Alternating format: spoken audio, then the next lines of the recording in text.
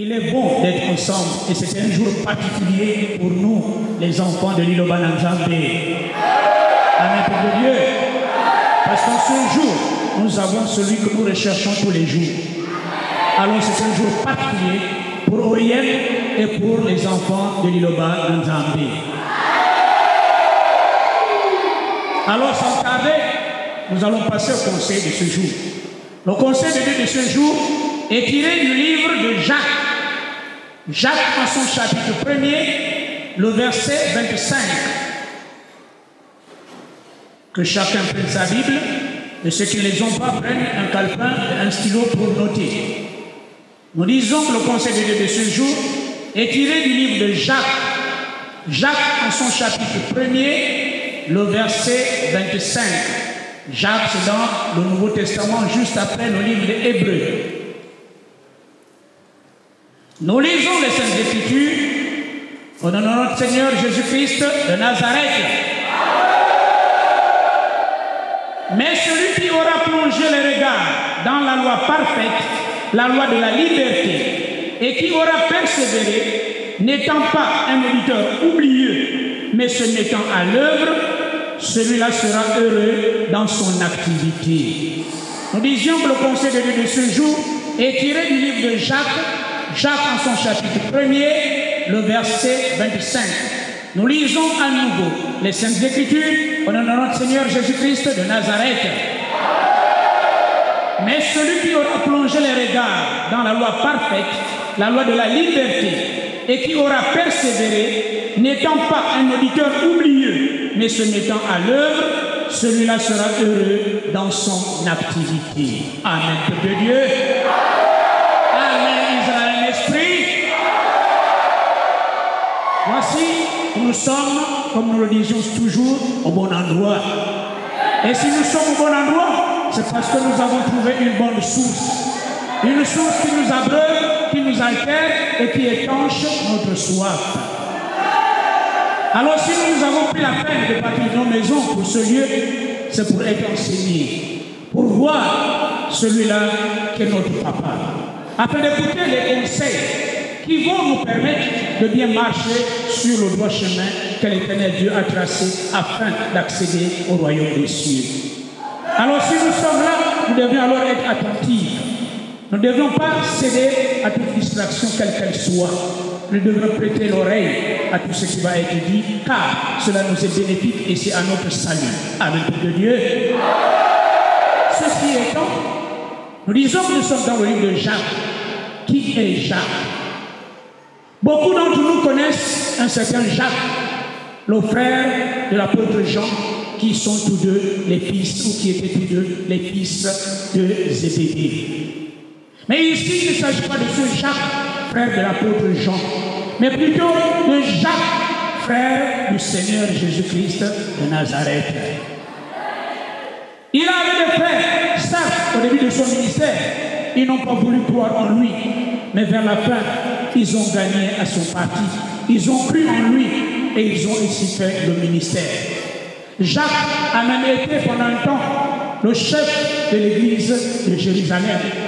Et au même titre que les apôtres Pierre et Jean, ils ont été ceux-là qu'on a appelé les colonnes de l'église primitive. Alors c'est dans ce sens que Jacques a également pris soin d'écrire aux églises. Son message de sa lettre est considéré comme la lettre catholique, c'est-à-dire une lettre qui n'est pas adressée à une communauté particulière, mais à tous ceux qui sont chrétiens, de Dieu. Et Jacques a pris soin d'éclairer la lanterne des fidèles de Jésus-Christ dans certains points, à savoir la sagesse, la foi et les œuvres également. Il a instruit les uns les autres à obéir et à pratiquer la parole de Dieu. Car celui qui ne pratique pas la parole de Dieu est semblable à un homme qui, regardant un miroir, puis repartant, oublie son visage naturel. Et étant parti, il oublie ce qu'il était avec Dieu. Mais celui-là qui plongera son regard ou les regards dans la loi parfaite, la loi de la liberté, qui aura persévéré, n'étant pas un auditeur oublieux, mais se mettant à l'œuvre, celui-là sera heureux dans son activité. Amen, peuple de Dieu. Amen, Israël en esprit. Et celui qui aura plongé les regards dans la loi parfaite, la loi de la liberté. Quelle loi parfaite? Cela voudrait sous-entendre qu'il y aurait une loi imparfaite ou une loi qui ne mène pas la liberté. Tout ce que Dieu a fait, il n'y a rien qui soit imparfait. Car à la création, au 6e jour, après avoir créé l'homme, l'Éternel s'exclama, disant, voici tout ce que Dieu a fait était très bon. Donc tout ce que Dieu avait fait était parfait. Mais l'imperfection est entrée par l'entremise de l'homme au travers de la désobéissance, au travers de ce que l'homme n'a pas pu respecter les recommandations de l'Éternel. Amen de Dieu. C'est là où l'imperfection est entrée. Mais il dit la loi parfaite. Quel type de loi?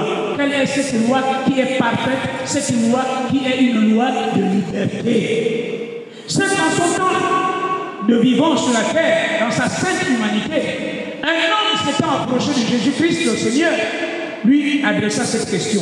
Maître, dis-nous quel est le plus grand commandement. Et le Seigneur Jésus-Christ répond, le plus grand commandement est, tu aimeras ton Dieu de tout ton cœur, de toute ton âme, de toute ta pensée, de toute ta force. Et voici un second qui lui est semblable. Tu aimeras ton prochain comme toi-même. Et il ajouta, de ces deux commandements découle toute la loi et les prophètes. Ainsi, cette loi qui est parfaite n'est autre que l'amour. Amen, peuple de Dieu. Mais quel type d'amour? L'amour des hommes, l'amour du monde ou l'amour satanique? Mais c'est simplement l'amour de Dieu et l'amour du prochain. Amen de Dieu. Ainsi, celui qui accomplit l'amour a accompli la loi. Car Dieu est amour. Et celui qui a accompli l'amour est de Dieu. Parce que Dieu aime le monde. Amen de Dieu. Ainsi, ayant dit la loi parfaite, c'est parce que seul l'amour est parfait. Et si l'amour est parfait, Jésus-Christ est venu nous montrer l'exemple d'amour. Selon qu'il dit, car Dieu a tant aimé le monde, qu'il a donné son Fils unique, afin que quiconque croit en lui ne périsse point, mais qu'il ait la vie éternelle. Mais la vie éternelle alors ne pourra provenir qu'au travers de la mise en pratique de la parole de Dieu. Parce que celui qui ne met pas en pratique la parole de Dieu ne peut pas manifester l'amour tel que Dieu le souhaite. Et cet amour, c'est cet amour qui est venu. Le monde est venu, les hommes sont venus, mais n'ont pas pu pratiquer l'amour. Car l'amour était uniforme. L'amour, selon que les hommes le pratiquaient, avait des failles. Parce que l'homme pensait aimer l'homme comme lui-même. Mais alors qu'il n'y avait pas d'amour également. Mais dans l'amour de Dieu, nous avons des aspects. Il y a l'amour pour l'être suprême, il y a l'amour pour son semblable, c'est-à-dire mon frère. Mais c'est quoi alors l'amour par rapport à Dieu? C'est d'abord le respect de ses ordonnances. C'est la crainte de son nom. Car, dit-on, la crainte, c'est le commencement de la sagesse. Ainsi, en craignant, j'acquiers la sagesse, alors j'accomplis la volonté de Dieu. L'autre part de l'amour de Dieu, c'est l'amour pour mon semblable. Mon semblable, c'est mon frère, c'est ma soeur. Alors quel amour dois-je avoir pour mon frère ou pour ma soeur? Il est écrit, soit tu dis j'aime Dieu, mais comment peux-tu aimer Dieu que tu ne vois pas si tu n'aimes pas ton frère que tu vois? Donc l'amour de Dieu consiste à aimer ton frère ou ta soeur, c'est-à-dire ton semblable que tu vois. Car Dieu nous a créés à son image selon sa ressemblance. Et donc en voyant mon frère ou ma soeur, je dois voir au travers de lui celui qui nous a tous créés. Et si c'est celui qui nous a créés que je vois au travers de mon frère et de ma soeur, alors je dois l'aimer comme moi-même. Si je dois l'aimer comme moi-même, alors je ne dois pas mettre les entorses entre lui et moi. Je ne dois pas chercher querelle avec mon frère ou avec ma soeur. Je ne dois pas aller le critiquer ou lui faire des choses que je n'aimerais pas que cela me soit fait à moi-même. Amen, peuple de Dieu. Et c'est cet amour que la doctrine de l'Oban Nzambe nous a amené. L'amour de Dieu, l'amour du prochain. C'est cette doctrine qui a existé, mais que le monde n'avait pas compris. Il a fallu que le Seigneur Jésus-Christ vienne pour annoncer la parole. Mais là aussi, le monde ne l'a pas compris parce que ce n'était pas aussi longtemps avec le Dieu. Le Seigneur Jésus-Christ pouvait dire, l'Esprit du Seigneur est sur moi. Parce qu'il m'a envoyé pour annoncer une bonne nouvelle aux pauvres. Il m'a envoyé pour guérir ceux qui ont le cœur brisé, pour proclamer aux captifs la délivrance et aux aveugles le recouvrement de la vue, pour renvoyer libres les opprimés, pour publier une année de grâce du Seigneur. Amen, pour Dieu. Pour renvoyer libres, qu'il ne soit permis, frères et sœurs.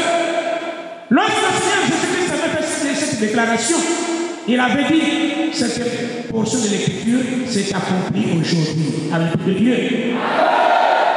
Mais laissez-moi vous dire, si cette portion de l'Écriture s'était accomplie en ce temps, la matérialisation devrait se faire plus tard. Il avait annoncé, il fallait maintenant attendre le temps pour pouvoir matérialiser cette parole. Car en ce temps, cette parole n'était pas comprise. Mais il a fallu que celui qui devrait convaincre puisse arriver afin de faire asseoir cela dans le cœur des hommes et de la création tout entière. Amen, pour Dieu. Amen, Israël l'Esprit. Voici pourquoi, sachant qu'il n'avait pas assez de temps sur la terre, il pouvait dire, il vous est avantageux que je m'en aille. Et si je m'en vais, je vous enverrai le consolateur. Il va vous conduire dans toute la vérité. Et celui qui va vous convaincre en ce qui concerne le péché, la justice et le jugement. Amen, peuple de Dieu.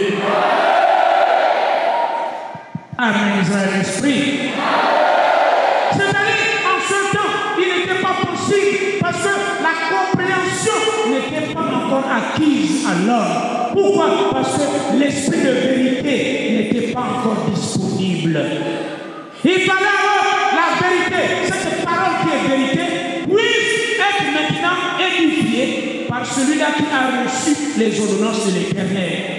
Et qui a reçu les ordonnances de l'Éternel? C'est la doctrine de l'Oban Nzambe. Mais qui parle de la doctrine de l'Oban Nzambe, on voit le dépositaire. C'est-à-dire celui-là qui a reçu des mains du Seigneur cette sainte doctrine, qui n'est autre que le prophète Condé Polo, Savant. Amen, peuple de Dieu. Amen, peuple de Dieu. Amen, la grande famille du Christ. Nous allons appuyer les propos du prédicateur dans les Écritures, dans le livre de Psaume, à son chapitre 19, du 8e au 9e verset. Psaume chapitre 19, du 8e au 9e verset. Lisons les Saintes Écritures au nom du Seigneur Jésus-Christ de Nazareth. La loi de l'Éternel est parfaite, elle restaure l'âme.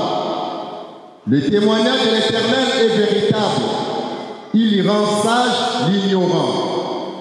Les ordonnances de l'Éternel sont droites, elles réjouissent le cœur. Les commandements de l'Éternel sont purs, ils éclairent les yeux. Nous réalisons Psaume chapitre 19, 8 à 9. La loi de l'Éternel est parfaite, elle restaure l'âme. Le témoignage de l'Éternel est véritable, il rend sage l'ignorant. Les ordonnances de l'Éternel sont droites, elles régissent le cœur. Les commandements de l'Éternel sont purs, ils éclairent les yeux. Deuxième référence, Luc, à son chapitre 4, du 18e au 19e verset. Luc, chapitre 4, versets 18 à 19. L'Esprit du Seigneur est sur moi, parce qu'il m'a oint pour annoncer une bonne nouvelle aux pauvres. Il m'a envoyé pour guérir ceux qui ont les cœurs brisés, pour proclamer aux captifs la délivrance et aux aveugles le recouvrement de la vie, pour renvoyer libres les opprimés, pour publier une année de grâce du Seigneur. Amen. Réalisons pour une très bonne audition Luc, chapitre 4, du 18e au 19e verset. L'Esprit du Seigneur est sur moi, parce qu'il m'a oint pour annoncer une bonne nouvelle aux pauvres. Il m'a envoyé pour guérir ceux qui ont les cœurs brisés, pour proclamer aux captifs la délivrance et aux aveugles le recouvrement de la vie, pour renvoyer libres les opprimés, pour publier une année de grâce du Seigneur. Amen. Amen, peuple de Dieu. Pour renvoyer libres les opprimés. Mais qui sont ceux-là qui étaient opprimés? Là, nous voyons également le deuxième côté de l'amour de Dieu, c'est-à-dire l'amour du prochain. Qui est mon prochain? Sinon, celui qui est proche de moi, c'est-à-dire les trois autres êtres vivants. Donc, l'amour de Dieu consiste dans la réconciliation, premièrement, de l'homme avec l'homme qui est son Père, et deuxièmement, de l'homme avec les trois autres êtres vivants, afin de leur accorder également la liberté. Amen, peuple de Dieu. Amen, Israël, esprit. Ainsi, c'est cette loi qui est parfaite et une loi de liberté qui, en l'exerçant, c'est-à-dire en mettant à l'œuvre, donc en croyant, en opérant dans cette loi, en mettant notre foi entière dans cette loi qu'est l'amour au travers de la parole de l'Église de Nzambe, alors nous serons heureux dans notre activité. Qu'est-ce que ça dit? Dans tout ce que j'entreprendrai, l'Éternel sera écouté. Pourquoi? Parce que je fais sa volonté. Et c'est cette loi qui, à la fin du temps, m'assurera la vie éternelle. Car alors, je pourrai contempler le visage de l'Éternel. Et je vivrai heureux dans le royaume des cieux. Mais pour cela, il faut que j'obéisse d'abord à l'église de Loba Nzambe. Croire en l'église de Loba Nzambe, c'est croire au prophète de l'Éternel, celui-là qui est venu avec son message. Comme Jésus-Christ pouvait dire, croyez en Dieu et croyez en moi. Jésus-Christ étant Dieu et envoyant son prophète, alors nous devons croire au Seigneur Jésus-Christ et croire à son prophète, le prophète Condé Polo Dominique. Parce que c'est lui qui est maintenant venu décortiquer le message afin que cela nous soit accessible. Parce que si nous ne comprenons pas les Écritures, il nous sera difficile, voire même impossible de mettre en pratique. Mais par l'Esprit qui est donné sans mesure, comme il dit, l'Esprit du Seigneur est sur moi parce qu'il m'a oint. Celui qui est oint, c'est celui-là qui ne reçoit pas l'Esprit avec mesure. Car il y a être rempli de l'Esprit et être revêtu de la puissance de l'Esprit.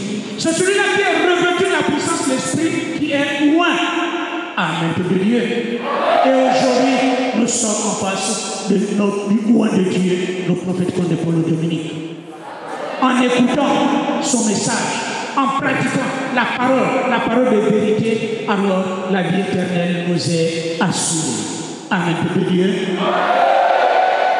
Septième trompette.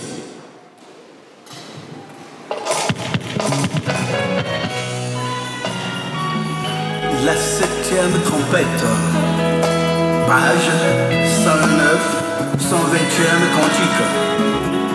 Apocalypse 15, 18.